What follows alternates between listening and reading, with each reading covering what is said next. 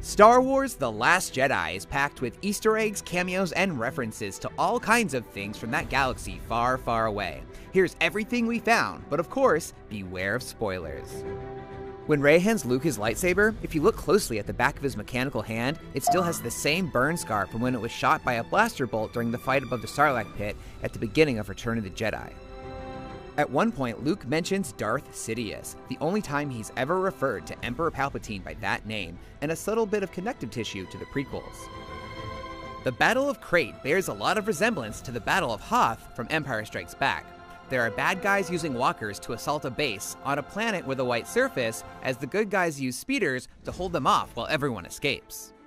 The dissolves between Kylo and Leia as they share a mental connection during the First Order's retaliatory attack early in the film are the same as when Luke and Vader share a connection at the end of The Empire Strikes Back.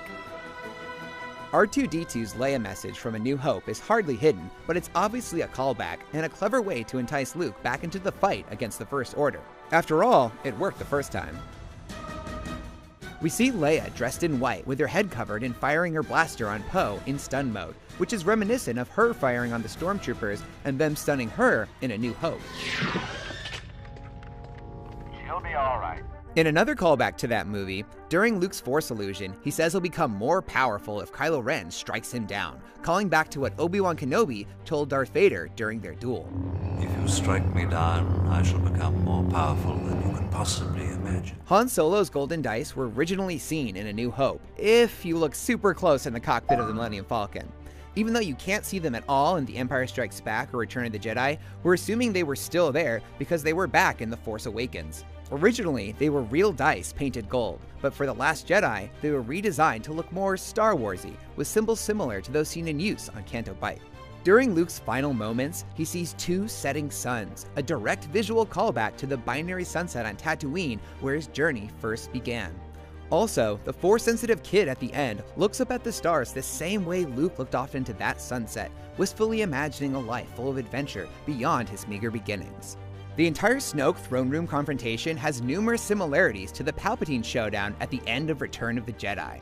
Rey's put in handcuffs just like Luke was. Snoke's Praetorian Guard are dressed in bright red, not unlike Palpatine's Royal Guard. Snoke has Rey look out the window as the Resistance fleet is being attacked, just as Palpatine has Luke watch the Rebel fleet get attacked. Snoke puts Rey's lightsaber on the arm of his chair, just like the Emperor did with Luke's. Rey tries to force grab it back, just like Luke did. Of course, neither of these attempts at an attack were successful. And finally, Kylo betrays his master to save Rey, just like Vader killed the Emperor to save his son. Luke drinks green milk from a mammalian creature, a nod to the blue milk he drank at dinner with his aunt and uncle in A New Hope. I don't think he exists anymore. Now let's dive into all the cameos.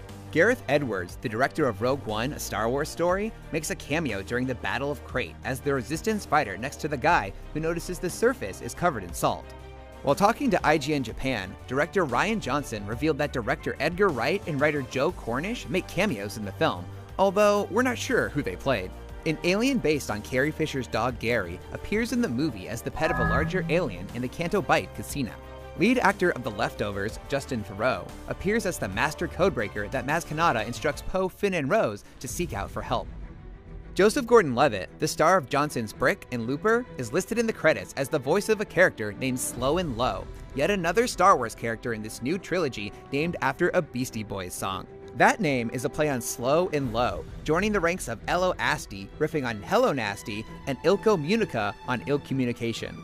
In the scene where Finn and Rose are captured by the First Order, there are a few notable people who cameo as stormtroopers. Reports say that actor Tom Hardy and English singer Gary Barlow are among them. Actor John Boyega revealed that British Princes William and Harry also filmed stormtrooper cameos, but that they didn't make the final cut of the film. That is all the cool stuff we found in Star Wars The Last Jedi. Let us know what you spotted in the comments. For more on The Last Jedi, check out our review of the movie, as well as our video explaining the ending. And be sure to follow and subscribe wherever you like to watch IGN.